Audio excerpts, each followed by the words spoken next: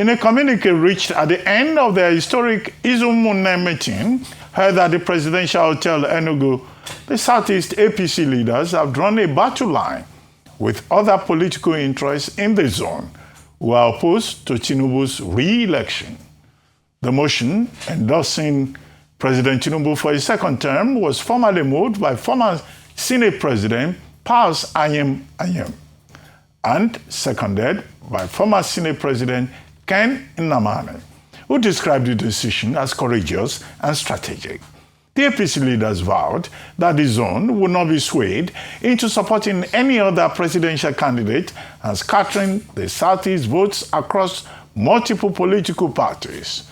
Joining us on this show to discuss the Southeast leaders' support of Tinubu's second term over Peter Obi is Okwesilieze Nwodo, former governor of Enugu State. Good morning, sir, and thank you for joining us on Arise News, the morning show. Thank you, Dr. Abati. Thank you, Erufai, and thank you, Zainab, for having me. And I wish you great compliments of the season. Thank you. Thank you. Well, same to you, sir. Well, very quickly.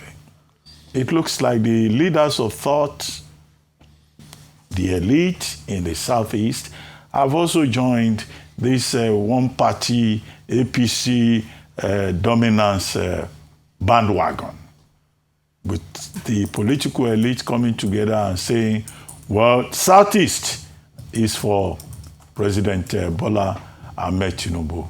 I think the only man who is still standing really firm is the governor of Abia State, Alex Soti, who says he's not leaving the Labour Party, and then also Governor Peter Mba of Enugu, who still says he's still, in the PDP.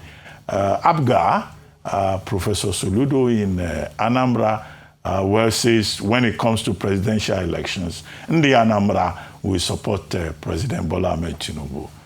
Why is the leaders of thought in the South, why are the leaders of thought in the Southeast disowning their own son, former Governor Peter Obi, who says he's now going to the African Democratic Congress? Many Nigerians will be wondering what is going on now that the entire Southeast is going Tinubu way. In fact, there was a meeting elsewhere where about 219 million was donated to support President Tinubu. Can you help us make sense of this drift towards the APC by the leaders of the Southeast?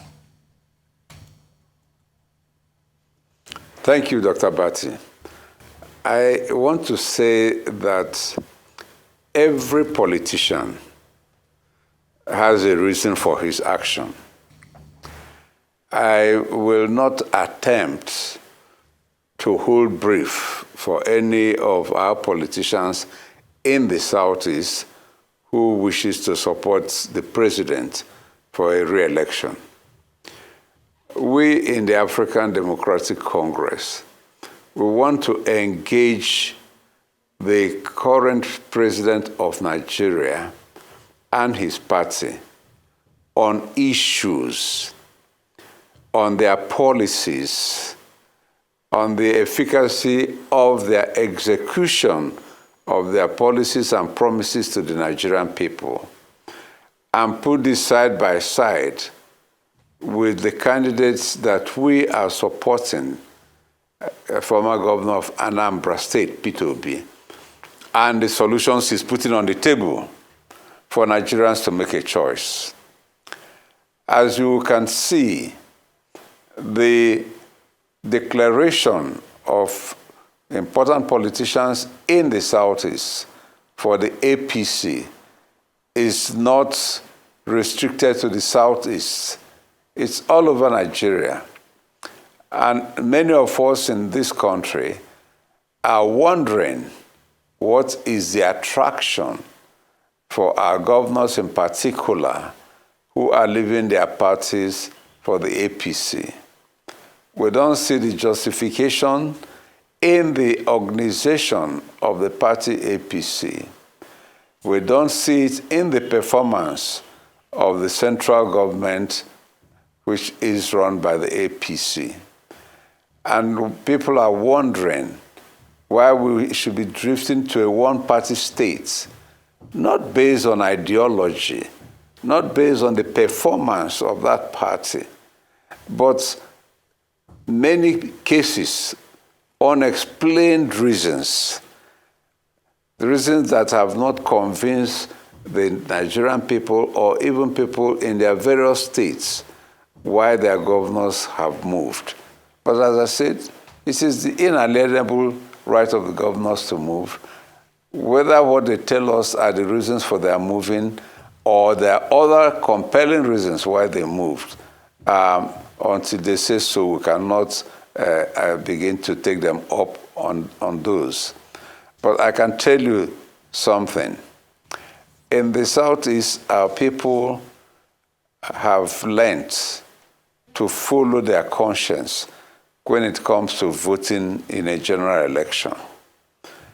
You will recall that in the immediate past election in 2023, Peter Obi single-handedly blazing the trail like John the Baptist crying in the wilderness, was able to convince the Nigerian people that he had something that can change the status quo that we were enjoying under the presidency of Buhari at the time.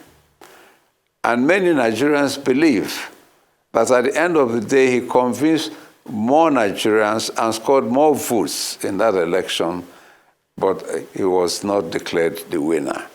And we have, after the court processes, accepted the results as declared.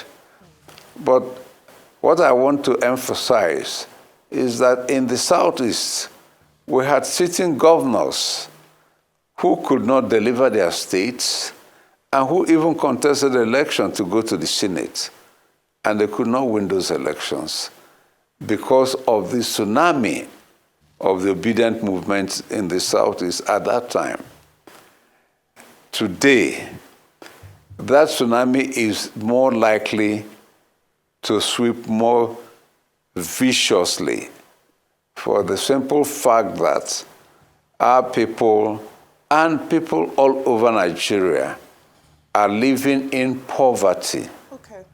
Poverty that is increasing in exponential proportion. They are living in hunger. Okay, Your Excellency. They are suffering massive unemployment. If I may interject at this point, the argument that is being made is quite straightforward. I was in Enugu towards the end of last year when the governor decamped to APC, and the feeling on the ground, just from ordinary people on the streets, is that they were saying that, well, the governor can go where he likes, but we are obedient. That was the sense that I got from the few young people that I had an opportunity to speak to. And they were saying that all these movements are elite movements, politicians, playing strategic games. They don't necessarily reflect the will of the people. However, time and time again, we've continued to emphasize and unpack the role of federal might. You've already spoken about some incumbent governors who are unable to succeed even with the power of incumbency. But this time around, we see a more concentrated use of what we might call federal might to try and sweep the Southeast, even though it was a landslide for Peter Obi in 2023. What impact do you think this shifting of governors, shifting allegiance to align with the federal might will make? Is it impossible that it will have an impact? And is the Peter Obi factor of 2023, does it still have the same impact and the same euphoria that it carried just 3 years ago? Well, two reasons I will give you, Zainab. Number one is that sir.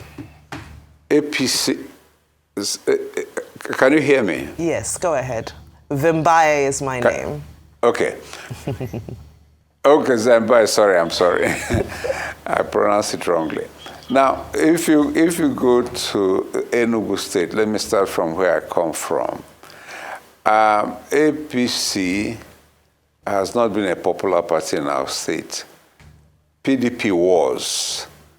And before the 2023 election, PDP had won all the councillorship elections in our state since the party was formed.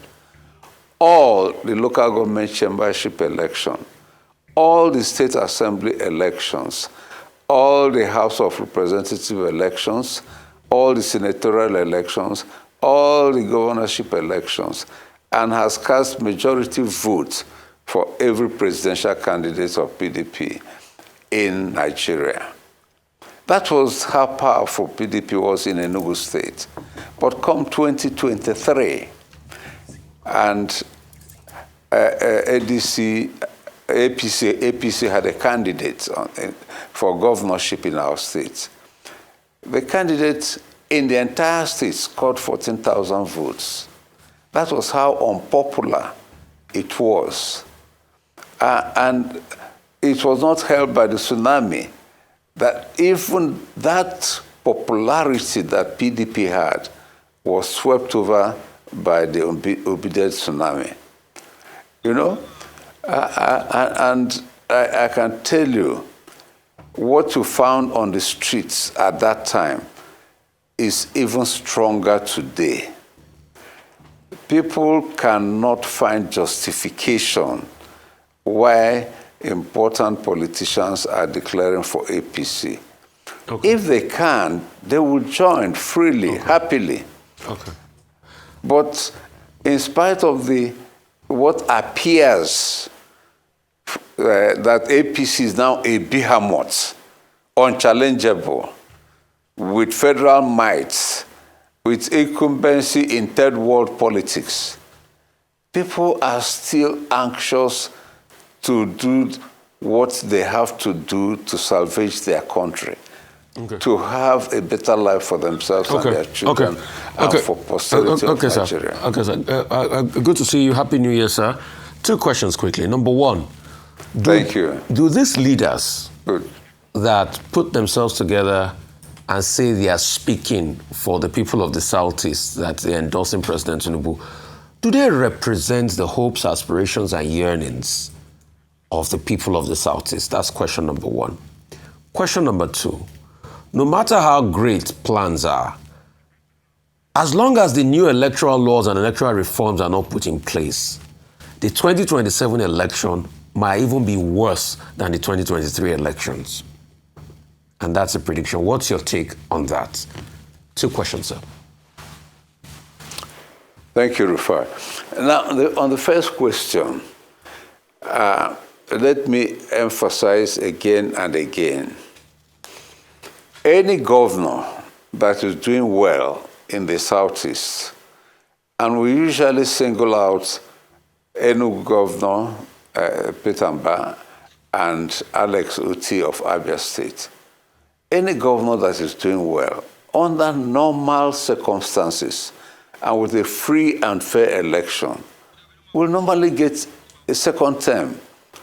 That is what you get by doing well. And if you don't do well, you are voted out. So the governors that are doing well, we believe they may have a second chance.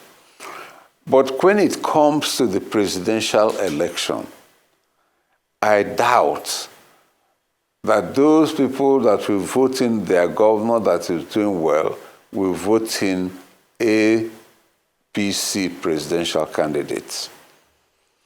Because when it comes to that, these our leaders are not speaking the mind of our people. I can tell you that for certain.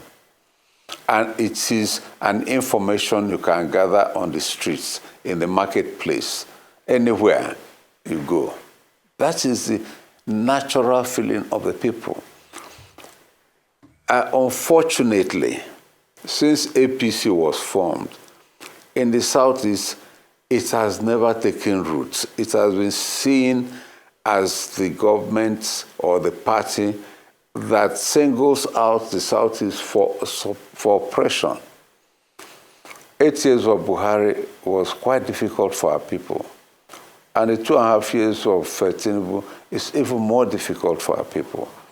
So naturally, they don't gravitate towards APC. Our leaders may go there for reasons best known to them, but I can tell you they're not speaking for the general public.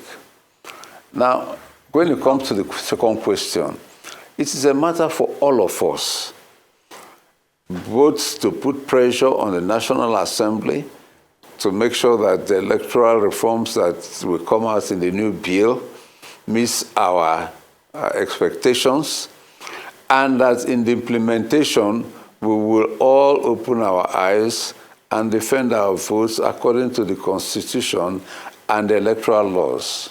Absolutely. Nobody is going to come to do it for us from outer space. It is us, Nigerians, that can make sure that this happens.